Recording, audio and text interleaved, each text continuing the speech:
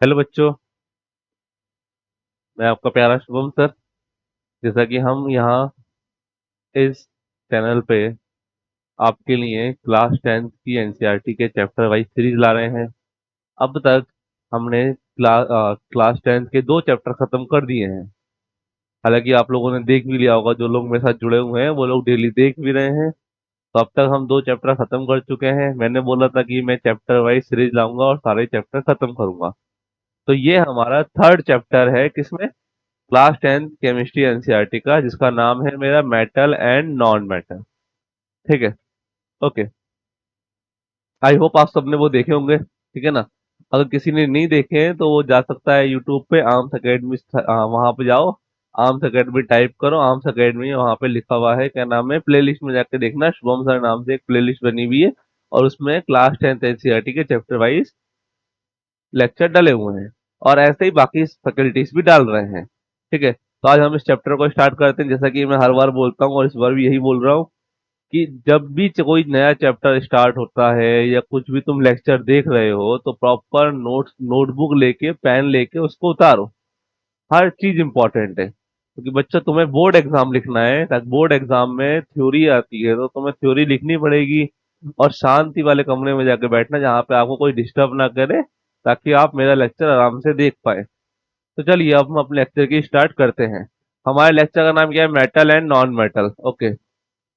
जैसा कि हम ऑलरेडी क्लास 9th में पढ़ चुके थे, थोड़ा बहुत बेसिक आइडिया लिया था हमने एटम की पिक्चर में, मेटल और नॉन मेटल का। ठीक है, थोड़ा बहुत हमने देखा था ना, 9th क्लास में एक चैप्टर था एटॉमिक स्ट्रक्चर का, एक चैप्टर था ना। तो उसमें हमने देखा था, क्या नाम है, एटम्स, एटम के कुछ मॉडल भी देखे थे हमने। तो वही है, मेटल और नॉन मेटल क्या होते हैं।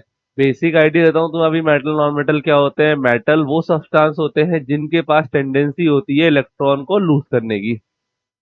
मेटल क्या होते हैं? मेटल वो सब्सटेंस होते हैं जिनके पास टेंडेंसी होती है इलेक्ट्रॉन को लूज करने की। तो भैया जब हमने मेटल बता दिया तो हम नॉन मेटल ही बता देंगे। अरे बता देंगे ही नहीं बता देंगे भाई? फिर नॉन मेटल क्या होंगे?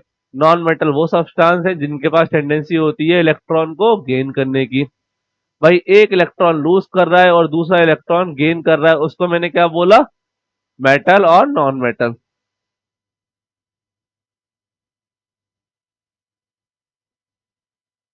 In class 9th, you have learned about various elements. You have seen that elements can classified as a metal, non-metal on the basis of their property. Think of some uses of metal and non-metal in your daily life. What properties did you think of while categorizing elements as metal or non-metal? How are these properties related to use of these elements? Let us look at some these properties in detail.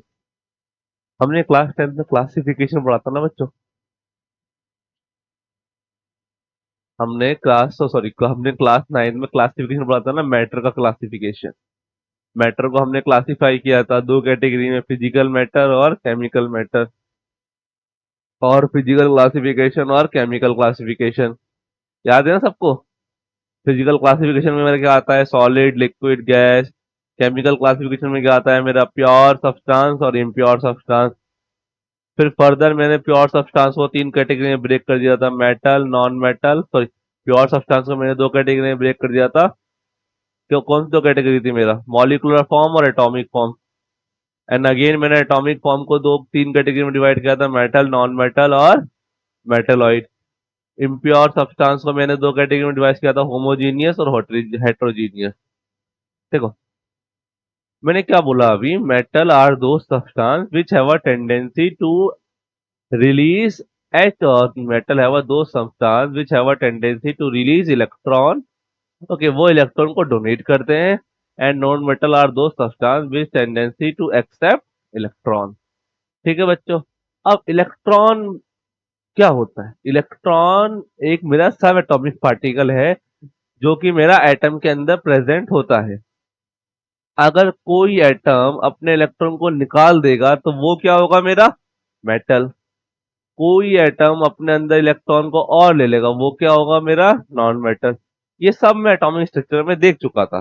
ठीक है, अभी हम देखते हैं matter का थोड़ा classification.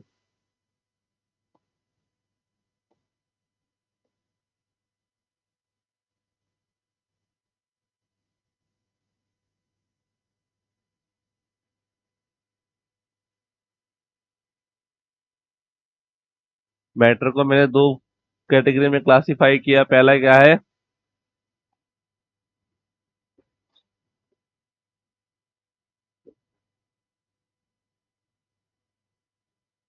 Physical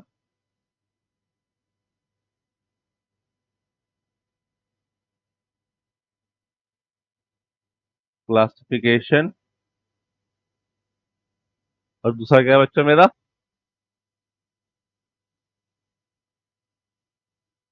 chemical classification. Again मैंने further physical classification को तीन कैटेगरी में डिवाइड कर दिया। Solid, liquid, gas and chemical classification को फिर मैंने अगेन दो कैटेगरी में डिवाइड कर दिया। कौन सी दो कैटेगरी है वो मेरी बच्चों? प्योर सब्सटेंस और impure substance.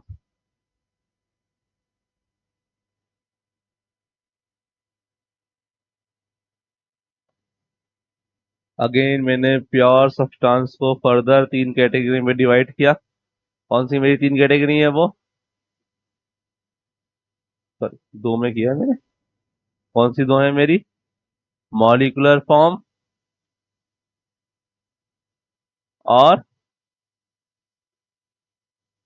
Atom. Molecular form में मेरे क्या आ जाते हैं? एग्जाम्पल वाटर हो गया, अमोनिया हो गया, ठीक है ना। एटॉमिक फॉर्म को मैंने तीन कैटेगरी में डिवाइड किया। कौन सी? Metals,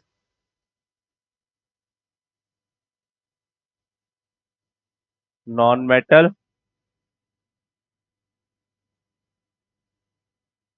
metalloid. इम्प्योर को मैंने फर्दर दो कैटेगरी में लिया, हेट्रोजीनियस और होमोजीनियस मिक्सचर। ये था बच्चों मेरा कुछ क्लासिफिकेशन ऑफ मैटर। ठीक है ना। मैटर को मैंने कैसे क्लासिफाई किया। अब देखो मैटर क्या होता है। मैटर द थिंग, एक चीज जो स्पेस में अपनी जगह बनाए और उसका कोई वेट हो। The thing which occupy mass and having, occupy space and having a mass. देखो मैटर क्या होगा। अब मान लो मैं मैटर हूं। देखो भाई, अर्थ में मैं एक जगह को घेरा हुआ हूं, एक हिस्सा मैंने घेर रखा है और मेरा कुछ मास भी है, तो मैं मैटर हुआ। हुआ कि नहीं हुआ? The thing which occupy space and having a mass, that is called as matter. Matter को मैंने दो फॉर्म में क्लासिफाई किया, physical classification, chemical. Physical classification है मेरा solid, liquid, gas. Chemical classification मेरा प्योर सब्सटेंस और इम्प्योर सब्सटेंस। अगेन मैंने प्योर सब्सटेंस को दो कैटेगरी में डिवाइड किया, मॉलिक्यूलर फॉर्म और एटॉमिक फॉर्म। मॉलिक्यूलर फॉर्म में कंपाउंड्स आ जाते हैं मेरे, मॉलिक्यूल्स आ जाते हैं, जैसे N2 हो गया, O2 हो गया। एटॉमिक फॉर्म में मेरा क्या आते हैं? मेटल, नॉन मेटल और मेटलॉइड। यही मुझे आज की क्लास में डिस्कस करना है कि मेरा मेटल और नॉन मेटल क्या होता है। इम्प्योर सब्सटेंस है मेरे, मिक्सचर आते हैं। मिक्सचर मेरे दो तरीके के होते हैं, homogeneous mixture, heterogeneous mixture. Homogeneous mixture क्या होते हैं? After mixing two things like solute and solvent, they make a uniform concentration. जैसे कि अगर मैं पानी में चीनी मिलाऊं, तो पानी में चीनी मिलाने के बाद वो दोनों कंप्लीटली मिक्स हो जाती हैं। मिक्स होने के बाद एक सॉल्यूशन बना रही है, तो उसको मैंने बोला होमोजीनियस सॉल्यूशन। हेट्रोजीनियस सॉल्यूशन क्या होता है? दो चीजों को मिलाने के बाद दो अलग अलग लेयर बने या अलग अलग पार्ट दिखे मुझे, तो वो हेट्रोजीनियस होता है। जैसे मैं बोल सकता हूँ, क्या नाम है, पानी के ऊपर ऑयल की ड्रॉपलेट डाल दो, तो ड्रॉपलेट क्या होती है? फ्लोट करती है सरफेस पे, किसके? वाटर की। तो ये होता है मेरा mixture, homogeneous, heterogeneous.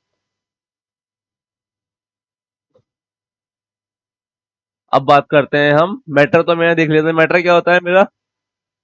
Sorry, matter मेरा तो हो गया था। मेटल, मेटल्स क्या होती है मेरी? The substance which donate electron, the substance which donate electron called as metal. अगर किसी के पास इलेक्ट्रॉन डोनेट करने की टेंडेंसी है, वो मेटल है। और मेटल क्या होती है? इलेक्ट्रोपॉजिटिव। अरे कोई मेटल है मेरा, वो कर क्या रहा है? मेटल मेरा क्या कर रहा है? इलेक्ट्रॉन को डोनेट कर रहा है और M प्लस बना रहा है।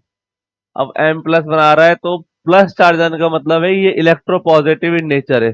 तो मेटल्स क्या होती है मेरी? Electropositive in nature, the tendency to donate electron और मेटल, ठीक है ना।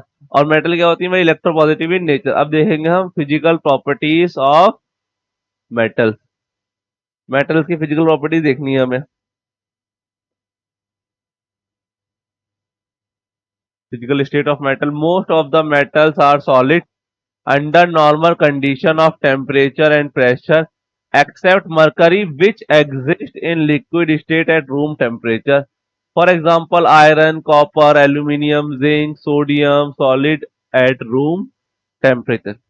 जो 99% मेटल्स है ना वो मेरी सॉलिड इन नेचर है, ठीक है ना। तो पूरा जनरल प्रॉपर्टीज क्या है मेटल्स की? They are solid in nature, ठीक है ना। अब उसमें एक एक्सेप्शन है, क्या है? मरकरी। मरकरी है तो मेरा मेटल, बट वो रूम टेम्परेचर पे क्या होता है? लिक्विड। तो पता होगा ना मरकरी हम कहाँ यूज करते हैं? थर्मोमीटर में। अरे जब तुम डॉक्टर के पास जाते हो ना, वो तुम्हारे जीप पे लगाता है थर्मोमीटर और देखता है तुम्हारा बुखार कितना है। पहले लगाता था, आज के टाइम में तो नहीं लगाते हैं ये लोग, पहले लगाते थे। तो उसके अंदर जो लिक्विड भरा होता है ना वो मरकरी होता है, ठीक है ना। तो except mercury all are other metals are solid in nature. तो पहली फिजिकल प्रॉपर्टी हो गई। दूसरा, हार्डनेस ऑफ मेटल। मेटल की हार्डनेस क्या होती है मेरी? Hardness of metal, most of the metals are hard but all metals are not equally hard. The hardness of metal varies from metal to metal. देखो, अगर मेरा मेटल सॉलिड है तो ऑब्वियसली ये वो हार्ड होगा, लेकिन हार्डनेस इस बात पे डिपेंड नहीं करती कि सारी मेटल एक जैसे ही हार्ड होंगी। भाई देखो, पनीर भी तो मेरा सॉलिड है ना, सेमी सॉलिड का, वो भी तो एक परफेक्ट शेप है ना उसकी। और बाकी मेरी आयरन रॉड भी है। तो पनीर को तो मैं आराम से प्रेस कर देता हूँ, लेकिन आयरन रॉड तो नहीं प्रेस होती मेरे से। तो भाई कहने का मतलब ये है मेरा कि मेरी most of the metal hard तो है, लेकिन उनकी जो हार्डनेस है वो इंडिविजुअल मेटल टू मेटल पे डिपेंड करती है। For example, iron, copper, aluminium, sodium and potassium.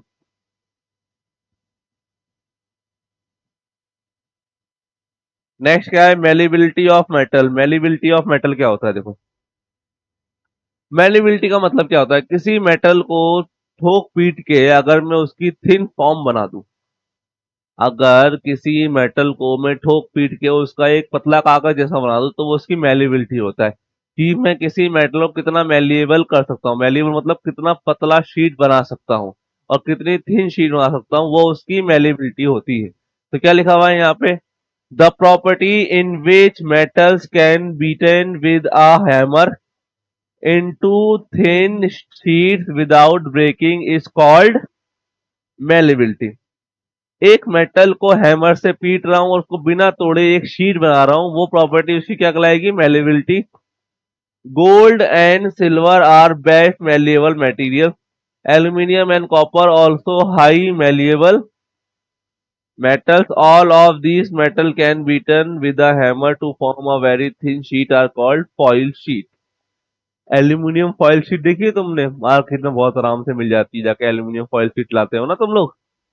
तो अगर मैं किसी मेटल को पीट पीट के एक थिन फॉर्म बना रहा हूँ और एक थिन शीट बना रहा हूँ बिना उस शीट को तोड़े, तो वो प्रॉपर्टी उस मेटल की मेलिएबिलिटी कहलाती है।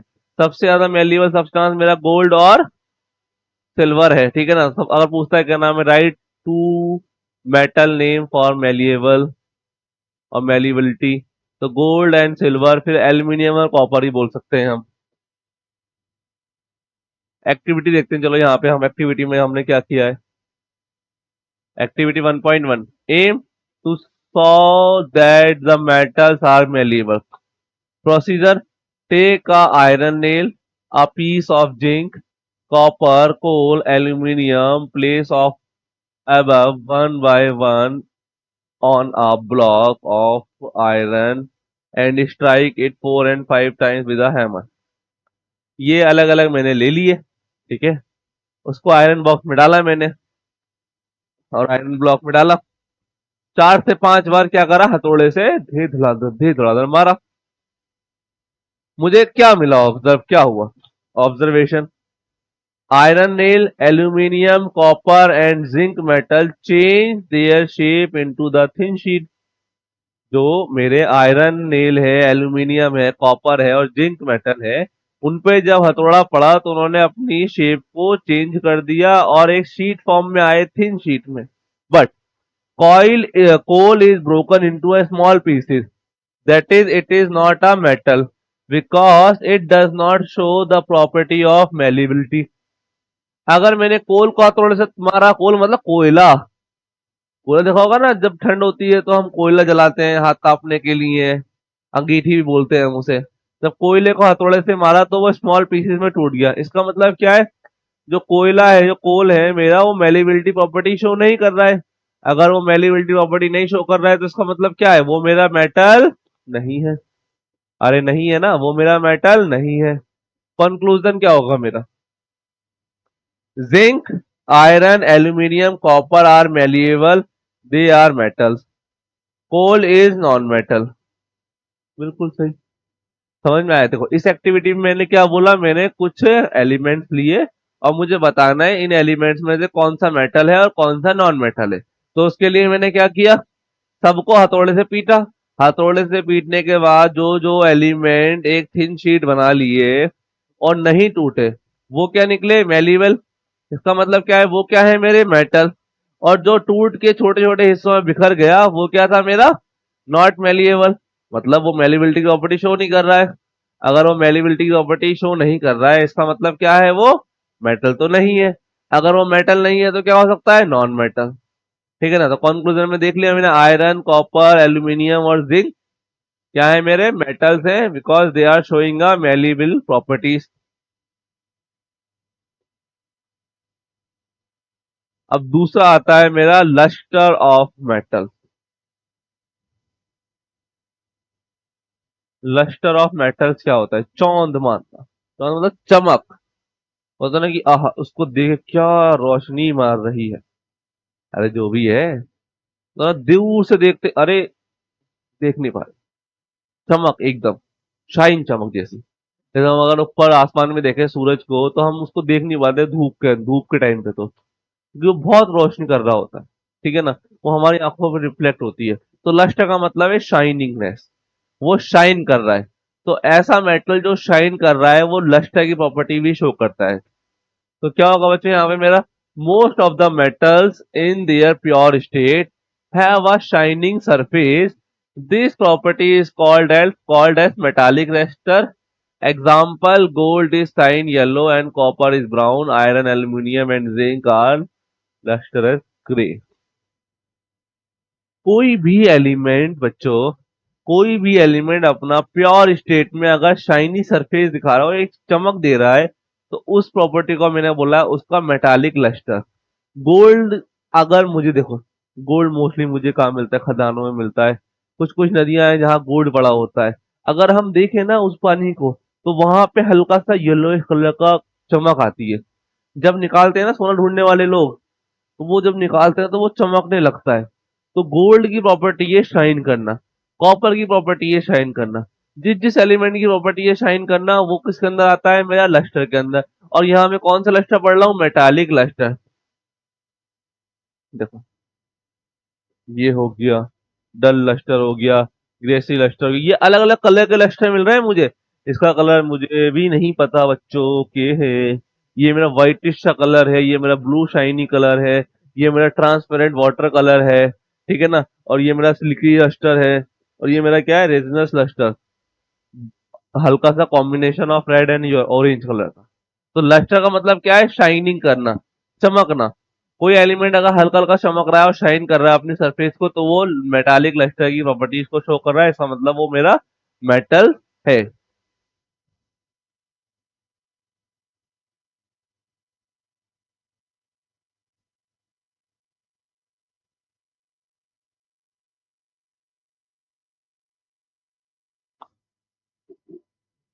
चलो ये एक्टिविटी देख लेते हैं बच्चों। ये कह रही है activity, Activity 1.2. To show that metal have a shiny or brightness, take a small piece of iron, copper, aluminium and magnesium. Now clean their surface by rubbing them with a sandpaper.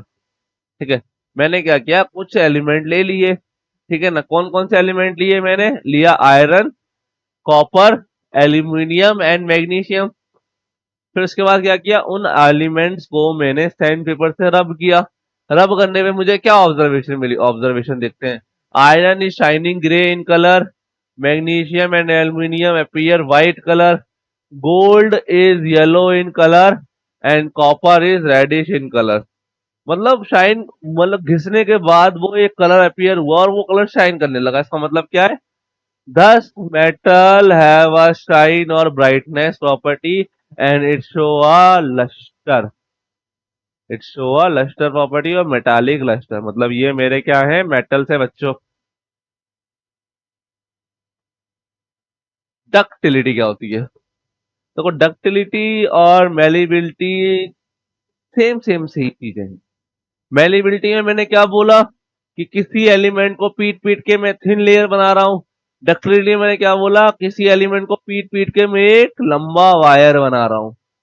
अरे भाई ductile ductile होगा तो मेलीबल भी तो होगा ना, मेलीबल है इसलिए तो वो थिन फॉर्म बना रहा है, डक्ट मेलीबल है इसलिए तो वो वायर बना रहा है। तो दोनों ऑलमोस्ट सेम है लेकिन अलग अलग वर्ड के यूज हो रहे हैं। अगर शीट बन रहा है मेरा तो उसको मैंने बोला मेलिएबल, उसको अगर मैं वायर बना रहा हूं तो बोला डक्टिलिटी। तो डक्टिलिटी ऑफ मेटल क्या होगा मेरा, डक्टिलिटी ऑफ मेटल मेरा बच्चों होगा, ductility is also an important property of metal. The ability of metal to be drawn, stretched into the thin wire. Generally, wires are made up of iron, copper, and aluminium. Gold and silver are also more ductile. ऐसा element लूं जिसको मैं कम amount में लेके लंबा wire बना दूं, इस वो क्या होगा मेरा, मोर डक्टाइल। और डक्टाइल प्रॉपर्टी कौन शो करता है, मेरा मेटल्स। अरे भाई नॉन मेटल तो टूट जा रहे हैं ना, अगर मैं नॉन मेटल लेता हूं तो वो तो टूट जाएगा। जैसे मैंने ले लो कार्बन ले लिया, ठीक है ना, कार्बन में ग्रेफाइट ले लिया। अरे भाई ग्रेफाइट को मारूंगा वो टूट जाएगा ना यार। या फिर डायमंड ले लो वो भी टूट जाएगा। तो मेटल्स ही हैं जो मेरी प्रॉपर्टी शो करते हैं, किसकी, डक्टाइल की। डक्टाइल होता क्या है, किसी एलिमेंट को पीट पीट के एक लंबा वायर बनाना, उसको स्ट्रेच कर देना, तो वो डक्टाइल है। For example 100 mg of silver can be drawn into a thin wire of around 200 metre long. 100 milligram silver से ही मैं, जो 100 बहुत छोट बहुत कम हो गया, 100 मिलीग्राम सिल्वर से मैं 200 मीटर का एक लंबा वायर बना सकता हूँ। सोचो। Similarly we can draw a wire about 2 kilometre from only 1 gram of gold. भाई 1 ग्राम गोल्ड से मैं 2 किलोमीटर तक का वायर, कितना डक्टाइल है भाई वो। अरे 1 ग्राम, माना कि 1 ग्राम सोने की कीमत बहुत होती है, होता है ना, तुम के जानो 1 ग्राम सोने की कीमत। तो 1 ग्राम सोने की कीमत बहुत होती है, लेकिन 1 ग्राम सोने से मैं 2 किलोमीटर लंबा बना दूं, इतना सा होता है भाई, इतना सा। इतने से मैं 2 किलोमीटर लंबा बना, कितना वो डक्टाइल होगा और कितना वो मेल्लेबल होगा कि नहीं होगा। Copper and aluminium are also very ductile and therefore they can be drawn into thin wire which are used in electricity wiring. तुमने देखा होगा क्या नाम है कि हम कॉपर और एल्यूमिनियम की वायरिंग यूज करते हैं। पहले मोस्टली हम कॉपर वायर यूज करते थे लेकिन कॉपर थोड़ा ना महंगा होता है तो हमने उसको हटा दिया आज की तारीख में। तो मतलब मेटल्स की इतनी सही प्रॉपर्टीज हैं यार। इतना सा मेटल लो, इतनी पतली शीट बना दो, इतना सा मेटल लो, इतना बड़ा वायर बना दो। तो भाई अच्छा है ना यार, ये तो बहुत अच्छा है। ठीक है, we are familiar with silver foil used for the decorating sweet and aluminum foil used for the wrapping food।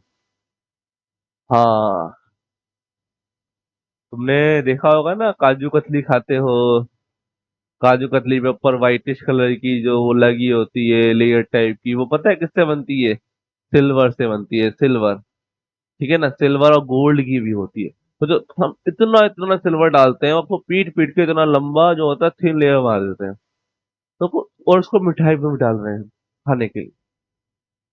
अरे वो सुना होगा ना, क्या नाम है, तुम सबने देखी होगी पंचायत, और उसमें बोलता है चांदी के बरखे वाली मिठाई तो मिसिंग है। अरे वो बवाल किसमें हुआ था भाई, कुर्सी फाड़ने वाला बवाल किस में हुआ था? अरे हमारे कौन थे विधायक, नहीं नहीं, सचिव जी। सचिव जी ने क्या किया था? डिब्बे दे दिए नाश्ते के।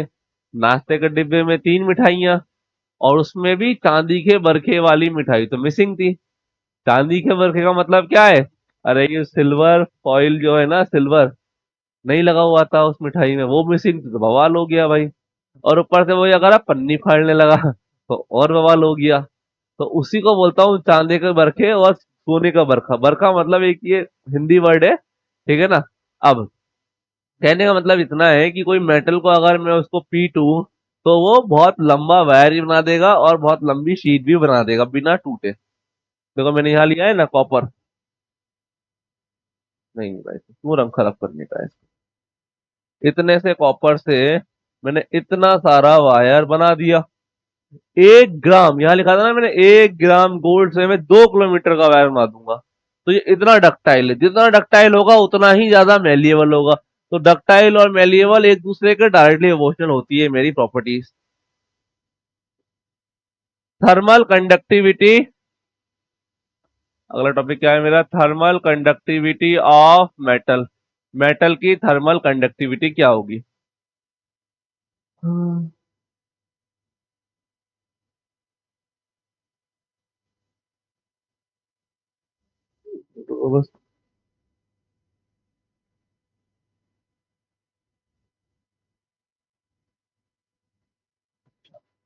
ओके, अभी ना, थर्मल कंडक्टिविटी ऑफ, अरे ये क्या हो रहा है? Thermal conductivity of metal, the process in which a metal alloys the flow of heat, it is called thermal conductivity. कोई मेटल अगर हीट का फ्लो करती है, हीट के फ्लो को मेंटेन रखती है, उसको मैं बोलता हूँ thermal conductivity. Most of the metal are good conductor of heat such as silver, gold, iron, copper, aluminium. Silver and copper are the best conductor of heat. तुमने देखा होगा न्यूक्लियर रिएक्टर में हम लोग ग्रेफाइट की रॉड लगाते हैं, तुम्हारे काम करनी बता देता हूँ फिर। न्यूक्लियर रिएक्टर में हम लोग क्या करते हैं? ग्रेफाइट रॉड डालते हैं, ठीक है ना। किस लिए डालते हैं? कि वो हीट को एब्जॉर्ब कर सके। तो ग्रेफाइट एक एक्सेप्शन है मेरा। ग्रेफाइट एक एक्सेप्शन है मेरा जो नॉन मेटल होके अच्छा कंडक्टर है हीट का। अब तुम सबने आई थिंक एक सुना होगा केस चर्नोबिल। चर्नोबिल डिजास्टर के बारे में। चर्नोबिल में एक डिजास्टर हुआ था, वहां पे एक न्यूक्लियर पावर प्लांट ब्लास्ट हो गया था। उसका रीजन क्या था? उसका रीजन था उन्होंने बिना सेफ्टी मेजरमेंट के वो टेस्ट कर दिया। प्रॉब्लम वहां पर क्या हो रही थी कि वो टरबाइन जो होती है ना, जो वाटर फ्लो को मेंटेन करती है, मेरी जो टरबाइन होती है जो वाटर फ्लो को मेंटेन करती है, वो फ्रैक्शन ऑफ सेकंड के लिए बंद होगी। अब देखो एकदम से अगर मैं पंखा बंद कर रहा हूं तो ये तो नहीं है कि पंखे के जो विंग है एकदम से स्टॉप फिक्स पोजीशन पे आ जाएंगे, नहीं। वो हल्के हल्के घूमेंगे। अरे घूमेंगे कि नहीं घूमेंगे, वो हल्के हल्के घूमेंगे। तो उन्होंने सोचा अगर फ्रैक्शन ऑफ सेकंड के लिए मेरा टरबाइन बंद भी होता है लेकिन विंग तो घूम रहे हैं ना मेरे, तो वाटर फ्लो तो होता रहेगा और 1-2 सेकंड के बाद ऑटोमेटिकली वो चालू हो जाएगा। बट उन्होंने दो गलती की। उन्होंने दूसरी गलती क्या की? जो सिल्वर की जो ग्रेफाइट की रॉड थी ना, वो बाहर निकाल दी और उस टेस्ट को कंडक्ट किया। प्रॉब्लम क्या हुई? जब उन्होंने ऑन किया रिएक्टर तो हीट इतना हो गया, इतना हीट हो गया, वो इतना बर्न होने लगा था रिएक्टर कि जो फ्रैक्शन ऑफ सेकंड के लिए टरबाइन रुकी थी ना, वो सारा पानी, क्विंटल ऑफ लीटर वाटर जो था ना, वो मेरा इवोपरेट हो गया फ्रैक्शन ऑफ सेकंड में। और दूसरी गलती, इतनी हाई एनर्जी में और इतनी हाई हीट में उन्होंने एकदम सारी ग्रेफाइट रॉड डाल दी और वहां पे अलग एक्सोथर्मिक रिएक्शन हो गई, जिससे क्या होगा, वो रिएक्टर फट गया था मेरा। तो याद रखो सारी जो मेटल्स होती हैं वो अच्छा कंडक्टर होती हैं, ठीक है ना, और गुड कंडक्टिविटी होती है उनकी, एक्सेप्ट एक नॉन मेटल है जो गुड कंडक्टर ऑफ इलेक्ट्रिसिटी होती है या हीट होती है, वो है मेरा ग्रेफाइट। ग्रेफाइट को याद रखना क्या लिखा हुआ है? The process in which a metal alloys the flow of heat through it is called its thermal conductivity. Most of the metal are good conductor of heat such as silver, gold, iron, copper and aluminium. Silver and copper are the best conductor of heat. अब मैं देता हूँ activity 1.3। क्या बोल रहा है? Aim to show that the metal are good conductor of heat. मुझे बताना है मेरा मेटल जो है वो अच्छा कंडक्टर है हीट का। प्रोसीजर क्या है मेरा? Take a one metal rod and place it one end of the hot water.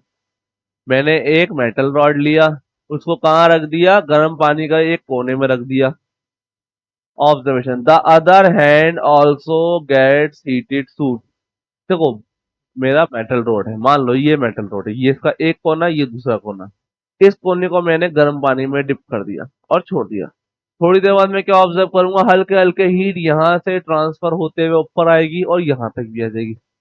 बाद में अगर मैं इस सरफेस को टच करूंगा ना, इस कोने को टच करूंगा, तो मुझे ये गर्म दिखेगा। बट मैंने गर्म पानी तो इधर ही लगाया था ना। तो ये क्या हो रहा है? हीट का ट्रांसफर हो रहा है। हीट का ट्रांसफर हो रहा है तो क्या है? वो कंडक्टिविटी ट्रांसफर कर रहा है, तो गुड कंडक्टर है। तो this shows that metals are good conductor of heat.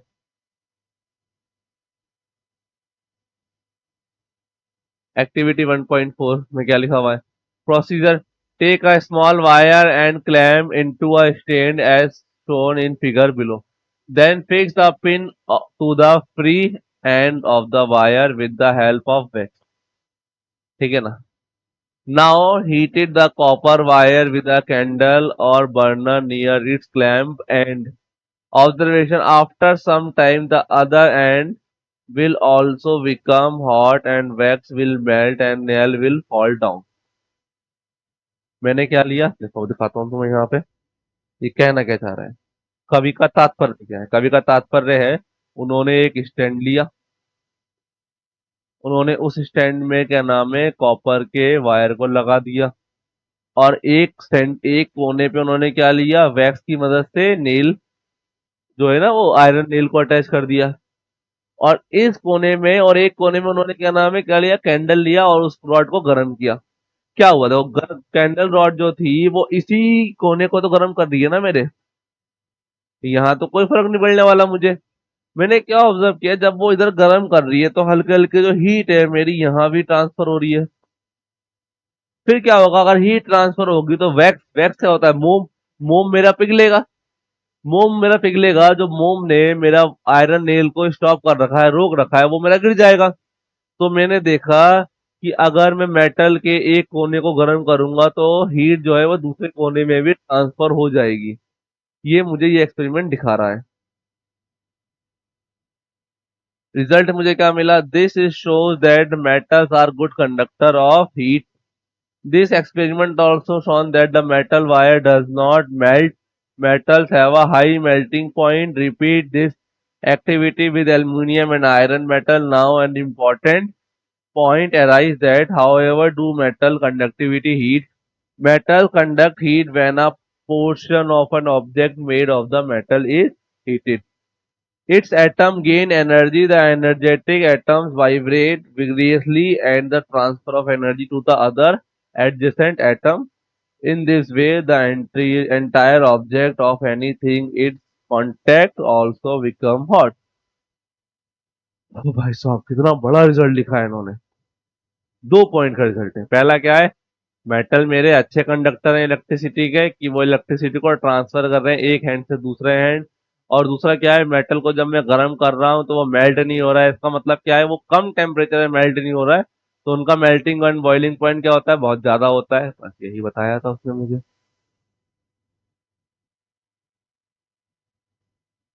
अब जो मेरी नेक्स्ट प्रॉपर्टी है वो है मेरी electrical conductivity of metal. The property in which metal facilitates the flow of electric current through its called electric conductivity. All metals are good conductor of electricity because they contain free mobile electron. These free mobile electron conduct electricity current. Silver is the best conductor of electricity since silver is expensive. Therefore, copper and aluminum are commonly used for making electrical wire. These metals are next best conductors of electricity. However, iron and mercury offer great resistance to the flow of current. Therefore, they have low electrical conductivity. कहने का मतलब है metals मेरे क्या होते हैं, अच्छे conductor होते हैं इलेक्ट्रिसिटी के। ठीक है ना। क्यों होते हैं? क्योंकि उसमें मेरे फ्री मोबाइल इलेक्ट्रॉन होते हैं, जिनकी वजह से मेरा इलेक्ट्रिसिटी कंडक्ट होता है और ट्रांसफर होता है। सिल्वर मेरा बेस्ट एग्जांपल है कंडक्टर ऑफ इलेक्ट्रिसिटी का, बट सिल्वर थोड़ा महंगा होता है, इसलिए मैं सिल्वर की जगह एल्यूमिनियम और कॉपर यूज करता हूँ वायर बनाने के लिए। वो क्या कर रहे हैं, जैसा मेरा हीट था ना, हीट ट्रांसफर होता है एक हैंड से दूसरे हैंड में, वही इलेक्ट्रिसिटी क्या हो रहा है, वायर में फ्लो कर रहा है। वायर में वो फ्लो कर रहा है। तो जितना अच्छा वायर होगा और जितना ज्यादा मेलेबल और उस टाइप का वायर होगा, उतना ही ज्यादा अच्छा कंडक्टर होगा वो किसका, इलेक्ट्रिसिटी का। ठीक है ना। और दूसरा देखा जाए तो मेरा आयरन और मरकरी ऑफर ग्रेट रेजिस्टेंस। वो रेजिस्टेंस करते हैं, मतलब विरोध करते हैं फ्लो ऑफ करंट का। हालांकि वो करंट को फ्लो भी करते हैं, लेकिन थोड़ा रजिस्ट भी करते हैं, मतलब खुद से नहीं भाई, नहीं मता मता। तो इसलिए वो अच्छे कंडक्टर ऑफ इलेक्ट्रिसिटी नहीं है। Activity 5.1.5 aim to show that a metal is a good conductor of electricity. Procedure: take a dry cell, a bulb fitted in a holder containing wire, connecting wire, copper wire, crocodile clips, and a switch. Set up all apparatus on electrical circuit shown in the figure. ये battery है, ये battery है, battery, ये battery है, ये मैंने connect कर दिया है। ये क्या है, insert sample to the test. जिस सैंपल को टेस्ट करना है, सैंपल क्या है मेरा, कॉपर है, कॉपर को लगाऊंगा मैं यहाँ पे। कॉपर लगाने के बाद अगर इलेक्ट्रिसिटी मेरा फ्लो हुआ सर्किट से, ये बल्ब जल जाएगा। बल्ब जल जाएगा मतलब वो अच्छा कंडक्टर है इलेक्ट्रिसिटी का, और वो इलेक्ट्रिसिटी प्रोड्यूस कर सकता है। ऑब्जर्वेशन क्या मिली, the bulb is glow at once when switch it on. जब मैंने स्विच ऑन किया, स्विच ऑन करने का मतलब क्या है, इलेक्ट्रिसिटी उस सेंटर तक पहुंची। देखो, कंटिन्यूस इलेक्ट्रिसिटी मेरे वायर में ट्रेवल तो कर ही रही है ना, लेकिन हमने देखा घरों में स्विच लगा रखा है हमने। स्विच बंद और ऑफ करने का मतलब क्या है, वहां तक आई स्विच तक, लेकिन उस स्विच ने उसको रोक लिया, आगे जाने नहीं दिया। जैसे ही मैं स्विच ऑन करूंगा वैसे ही मेरा करंट और आगे फ्लो करेगा और उस बल्ब को जला देगा। ठीक है। तो क्या ऑब्जर्वेशन थी, the bulb glow at once when switch is on. Result क्या मिला, this shows that the copper metal conduct electrical current and it is a good conductor of electricity.